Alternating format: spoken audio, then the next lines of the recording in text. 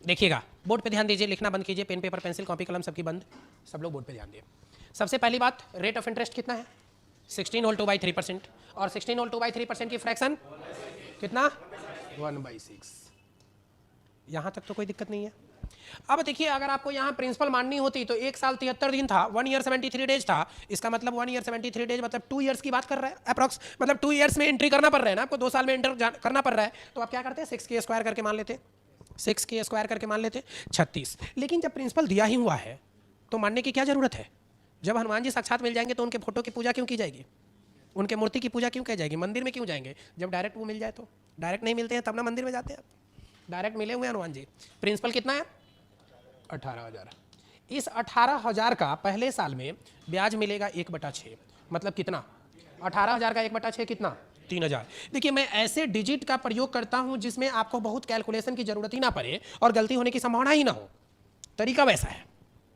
अगर यही तरीका उस मेथड पे बनाते, a बराबर p into 1 plus r by 100 to the power t, जो फॉर्मूला होता है सीआई वाला, सीआई के केस में अमाउंट निकालने का जो फॉर्मूला होता है, अगर वो जो फॉर्मूले पे अगर आप क्वेश्चन को सॉल्व करते, a बराबर p into 1 plus r by 100 to the power t, अगर आप इस फॉर्मूला का यूज करोगे तो प्रत्येक क्वेश्चन बनाने में केवल इस फॉर्मूला को लिखने में जितना टाइम लगेगा उतने समय में आप अपना क्वेश्चन सॉल्व कर पा रहे हो, उतने समय में आप क्वेश्चन को सॉल्व कर ले रहे हो।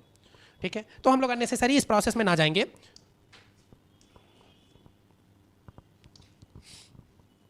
ठीक है, अच्छा, अगर पहले साल में 18,000 पर 1/6 3,000 लगा तो पूरे दूसरे साल की अगर बात करते तब भी हमको सिंपल इंटरेस्ट जो होता वो कितने रुपए का होता?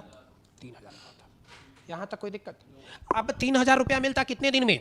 365 दिन में ना। 3,000 रुपये सिंपल इंटरेस्ट मिलता 18,000 रुपये पर कितने दिन में? 365 दिन में। But we have to find only interest of 73 days. आपको कितने दिन का इंटरेस्ट निकालना है? 73 डेज का केवल इंटरेस्ट निकालना है। नहीं समझ पा रहे हैं ना? केवल कितने दिन का ब्याज निकालना है? 73 दिन का ब्याज निकालना है। तो हम ऐसा कह सकते हैं कि 365 दिन में ब्याज मिला है कितना रुपया? 3,000 रुपया। तो हमको चाहिए कितने दिन का? 73 दिन का। कितना ब्याज होगा? आप एक बात और भी समझ पा रहे हैं कि यह 63, यह 73, 365 का कितना है? 1/5। तो आप यह भी तो जानते हैं कि इतना को भी गुना 1/5 किया जा सकता है। यही होता है ना, डायरेक्टली प्रोपोर्शनल और इनडायरेक्टली प्रोपोर्शनल का केस समझ में आता है। तो ये डायरेक्टली प्रोपोर्शनल मतलब जितना इधर घट रहा है, अगर फर्स्ट टर्म घट रहा है तो यह भी घटेगा उसी रेस्पेक्ट में। 3,000 का 1/5 73 दिन है, तो 3,000 का 1/5 कितना हो जाएगा?